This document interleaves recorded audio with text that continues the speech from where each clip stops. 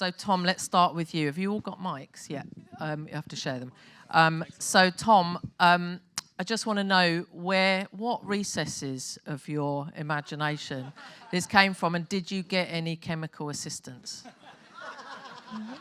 I don't know, I think firstly I like hairdressing. I really wanted to kind of But why? Where did it come from? Is it in your family? No, it's not.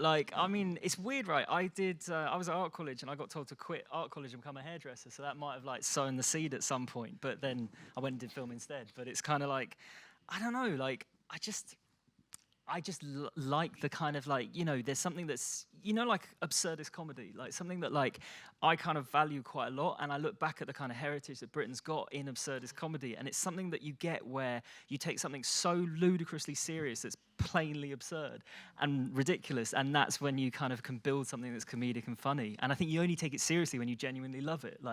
I like hairdressing, and I like the kind of importance culturally it has, and the kind of value of how you want yourself perceived. And then you've also got down here of the salon, the backbiting, the gossip, and pinballing between those two poles. I mean, that's comedy, and that's it. Can you talk us through the world building process and it's labyrinthine characters and plot. So how did you build that, and who helped?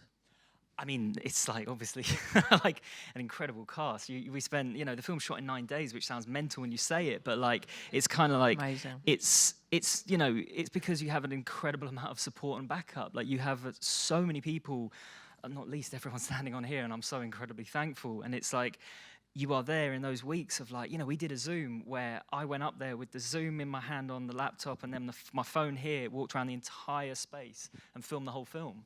And that was the first time that you sort of suddenly saw it coming to life. And then you have all these weird moments along the way of we couldn't get that road closed for the crane shot, and Preston Town Council went and smashed a load of windows for us to help close that road because they didn't own the road. And it's literally all you ever want to do is stand and say thank you, because it's endless. And obviously when you're writing it, obviously the BFI, BBC were there from the start to the end, and it's kind of helped me make short films, helped me write a script, all these things, and yeah, it's unbelievable once you get to the end. It's incredible. Okay, let's bring your wonderful cast in. Let's start with you, Claire. George and Fontage.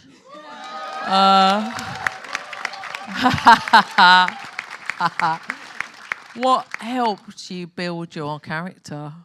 Felt like there were lots of, because it's quite a technical feat, this film. Yeah, do you know what's amazing about working on this film is that we got rehearsals. So we rehearsed for 3 weeks. Right. You never rehearse on film, never. You never, you get the job and you basically do it. You rehearse 2 shots. You rehearse the shots before you film the shots, and that's usually it. So to be with a company of actors and to rehearse like you're rehearsing a play, I think that really helped all of us. Of course, we obviously had what we had from the script. Then we all got to know each other, and rehearsing it, it's an actor's dream to be able to do that. It really is. So, yeah.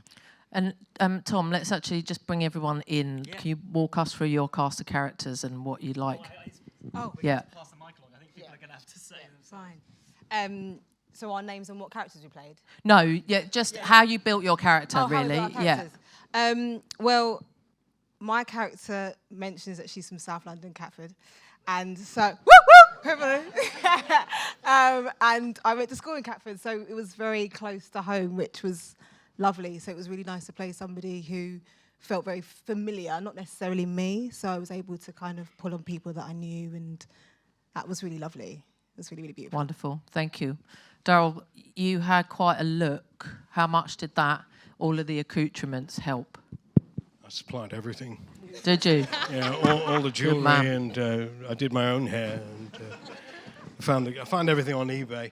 But my mother was a hairdresser. Still is a hairdresser. Wow. She had a shop called Hair Flair. Her mother had hairdressers called Maxine in the middle of Rotherham. My first girlfriend was a hairdresser.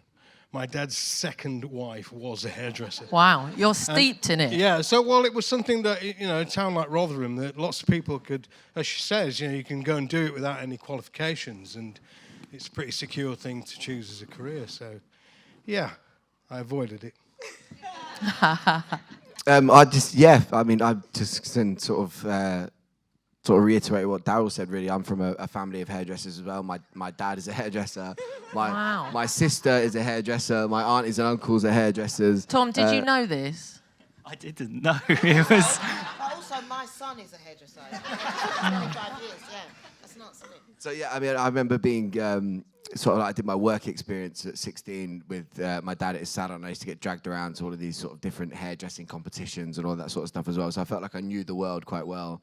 I mean, that coupled with just watching a lot of like Sofia Vergara videos, if I'm honest, to try and get the accent down. And that was kind of it. Apart from that, just sort of get it on its feet and see where we ended up. Wonderful. Debris? None of my family are hairdressers. Okay, let's so just get it all sorry out. about that. Will be. You know what? I really enjoyed the rhythm of the text of the character and the pace of them, and I feel like that's kind of I just ran with that sense of urgency that they had that I really enjoyed. And me and Tom spoke. I write as well, and we spoke about that a lot. So I kind of just and also I got to slap someone, so that was why I said yes. Yeah. And Luke, can you talk about the technical aspect to this?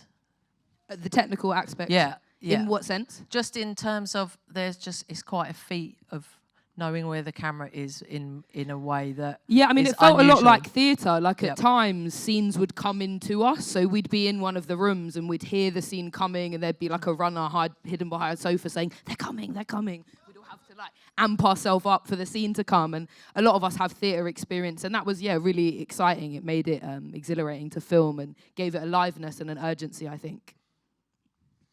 I am actually a barber. That's not a joke. I actually cut hair. I'm an actor as well, but I cut hair. And then Tom cast me as a security guard who sells hair loss pills. So I met Tom over Zoom, and we were talking about barbarism, and he was like, "You're a barber, yeah." So I suppose. hair was so good. Yeah, thanks. And I just to get into character, I bought loads of hair loss pills and went to Preston and. Lockdown happened, so I couldn't sell them. So I've got loads to sell if you know anyone. And Tom, can you just talk us through the technical feat, just expanding on that, like how you why you did it? If you can actually explain it to people who are in the know would understand. But can you elaborate on kind of what we're talking about and why it's quite a mad thing to do? I don't know, like it was, it came from me, like I've been looking at like how people take in media today. Like I was like, my nieces are kind of like, they've been growing up through like, they've grown up never not knowing what the internet is. And they were kind of learning how to do their hair, learning how to do makeup from long YouTubes. Like they were watching these really extensive, teenagers in their bedroom, like taking them through every single step. And I was just thinking to myself, like, how does that change storytelling? How does that change how we're going to write and think about cinema today? And murder mystery was in my head for a long time. And then I was starting to think, Robert Altman's a big thing for me. Like ensemble drama is a kind of like, he's just an incredible filmmaker and really changed how I saw cinema. And I feel like Nashville, it's a film that is like the story of an entire city. And it's a really unusual way to approach kind of storytelling. And I feel like it's just so pressing, it's so far ahead of its time. And kind of like now we're able to kind of like, we can do a one shot. We can get in people's faces with a camera. We can inhabit the space with them in a way that's completely different to what was possible, even when Rope was made, probably the first one-shot film there was. But like in terms of like technical, it's about staying with people. It's about being with them in that extra moment and kind of like, sorry, there's one thing I didn't say that. I'm just going to have to go back on myself for 1 second. But like, with a murder mystery, like you'll cut away for the kind of the red herring or the kind of the clue. But with a one shot, you stay with it. And it turns into a character-led drama. And that's what's always been important to me about this film is kind of like inhabiting the space with people. And that's what we did. And in terms of technical, we filmed it on Zoom. Then I've got a camera I did actually buy off eBay years ago, which are 5D, which is kind of like a pivotal camera for cinema, actually. I think a lot of short films were made on it in like around 2012 to maybe 15 or so. And that we used to rehearse on. Then we started to build in the Steadicam, and we were kind of like just rehearsing it, getting the movement right, getting the kind of feng shui of rooms, you know what I mean? Like that first room changed dramatically, like to get the camera to orbit a table, to feel like you were there, and to feel like there was a momentum and a propulsiveness, because there's a kind of serpentine nature of the corridors of, it's music in a way, it's like rhythm, and you're there with them in the moments that go down, you follow them, and you're there in the moments when it's closeted or it's going off or whatever. Like that's the method. It's just practice and practice and practice, and you just keep going. Oh, and sorry, I haven't said about the sort of how you were saying about like, but also how we put the shots together and stuff. Yep. Like yeah, there's obviously like multiple shots which are stitched together, and that's, I mean, the crane is probably the most wild thing that was in there. Like to get like a load of people running out of there, there's a cut point on the phone. You go to the crane, you're pushing up, you're into the window, and we didn't actually, to get that connecting shot through the window is really difficult. And again, I just got to say thank you to Preston Council, because we didn't quite have a connector. And again, I don't know why they like smashing windows, but they smashed another window for us, and it's like 60 foot up. It's over this incredible drop, and I've never shot anything like that. Actually, I've never like had people over a precipice strapped up with like you know, harnesses and everything, and it's pretty flipping nerve-wracking. You suddenly realise your responsibility to everyone there, and it's I look at that shot every time and it gives me like the heebie-jeebies, because I was terrified shooting that. And time to give a nod to the rather legendary cinematographer Robbie Ryan, who mounted this. Exactly. I mean, it's such an incredible feat. You'll know his work from many collaborations with Ken Loach, Andrea Arnold, etc. You met him when you were on a set many years ago, right? It's a lovely story. Can you just tell that? And then can I ask the actors actually to talk about the collaboration with other heads of department, because they're just so crucial, right? Yeah, definitely Eugene as well. Like, Robbie's like, I mean, I think everyone can talk about Robbie. You all get so close to him. He's such an incredible presence on set. I met him on a film called Catch Me Daddy, and I was like just this random assistant over there, and just like, you know, we started chatting, and kind of like, you think someone's just talking to you because you're there. You know, it's like sets are kind of boring places sometimes. And then like, I like cinema, and I really like talking about film, as I can sort of bore anyone sideways with it. And it's like, you realise you're actually getting on and you're friends. And then like, over time, I was talking about the script. He had a read of it, loved it, wanted to do it. And then there was something kind of interesting of like, it took me quite a long time to figure out how to kind of exist on set. Like, it's quite, you know, when there's a lot of people there, it's quite a nervous space. And like, I got to a point where I felt confident. I knew I wanted the set to function. And I looked across at Robbie a few times, and like, he likes a collegiate atmosphere where everyone's pulling for the same thing. We're all going in the same direction. You can see him. There's moments that, you know, that first scene when Claire's just like, it's such an incredible performance, and you're so like elated. And I could see him smiling the whole time. I was looking across and just thinking, we're on the same page, and it's electric. It's really incredible. Yeah, I just remember Robbie sort of like being in spaces where you wouldn't expect him to be. He gets everywhere, doesn't he? He's like, he'd be down there, and he was so in it. I find often a lot of cinematographers, DOPs, they're sort of separate from the action. Mm-hmm. You speak to the first AD, sometimes you don't even speak to the director that much, but he was always in it, and he was always speaking to us, and he was always around. So yeah, it really did feel like everyone was just like in this thing together. Yeah, and Eugene teaching me. I was like, no, show me how to do that thing with the hair. So even though I was undoing some of it, he showed me how it started, like how to wrap the thing up. Like everyone was really patient, I felt as well. And costume was really collaborative. And it was all just great. And the arguments over the wigs. Can I please wear the wig? Can I please wear the wig? So yeah, that was all good. We had a few conversations, didn't we, about stuff like that. Just pretty much what Claire said. It was very collaborative. And I think Eugene was amazing because he kind of came in right at the beginning of our rehearsal process. We were in this, I think we were like somewhere off the Hackney Road, Shoreditch Town Hall, and we were there rehearsing, and Eugene came in and he kind of had us try on different wigs, and my wig in particular sort of started as this really cool sort of cut afro and then built with all these different pieces, and by the time we actually came to film it became this, what you see here. So yeah, it was very collaborative, but he was also very open to be like, how comfortable do you feel with this on your head, and what do you think what might you do with it, how do you think your character might want to wear it and stuff. So it just felt very group-like, very ensemble-like. It was really beautiful. There's an incredible thing with him. Like, he came in one day and he goes, I want to be like a method hairdresser on this film. And he went for every single kind of like hairdresser and thinking like how you can push the storytelling through the hair design.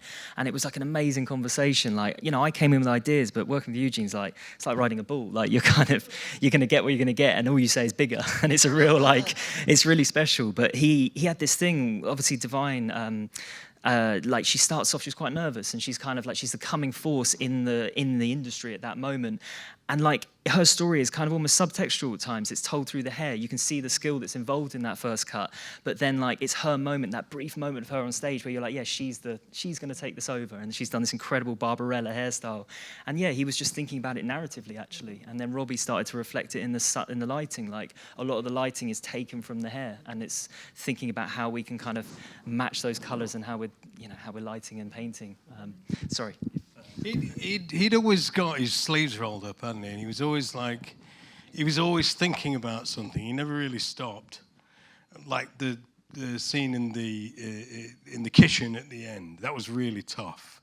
And I could see him scratching his head in the corner and being really like, he was trying to figure it out and wrestling with himself. And then you go, maybe we could do it. And he'd go, no, he'd already thought about that.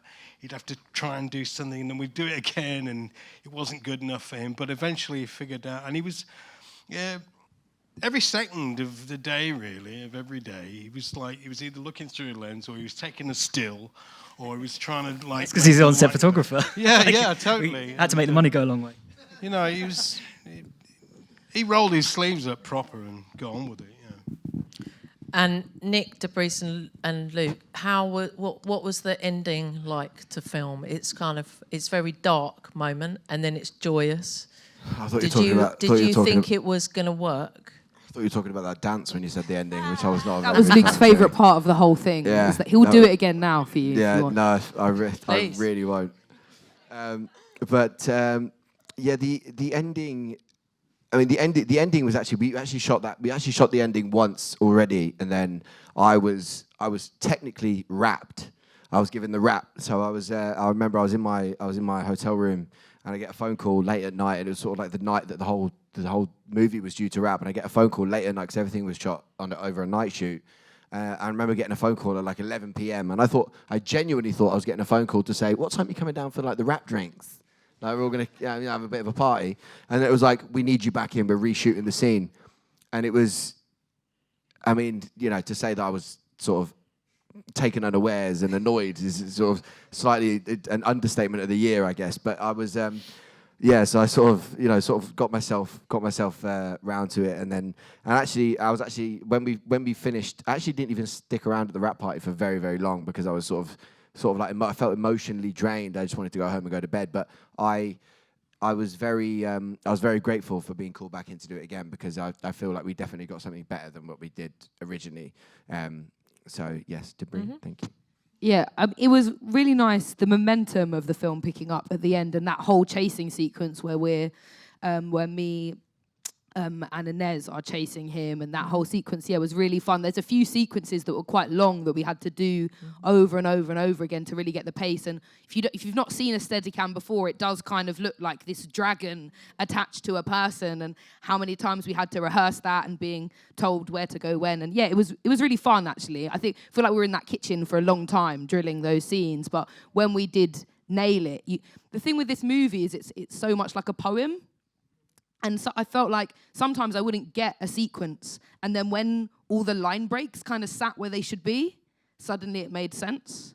And it was really satisfying, I think, with that sequence getting to that point. I mean, there's also to say on it's a pretty technical film. So when certain things don't work, it's literally this is pretty embarrassing. But I literally walked into a couple of shots because I'm so kind of like looking down at the monitor and I suddenly see myself in it. I'm thinking, I shouldn't be there, and it's like I ruined a few shots. It's really like you just get so involved, and you have people walking in accidentally, and you just got things you can't. You suddenly go and look at the rushes and. You're like, oh my God, there's literally someone in a massive yellow jacket standing in the background, and we've got to go and refilm it. So, the baby's probably the one, Two babies. Yeah, that's the thing. It's actually twins.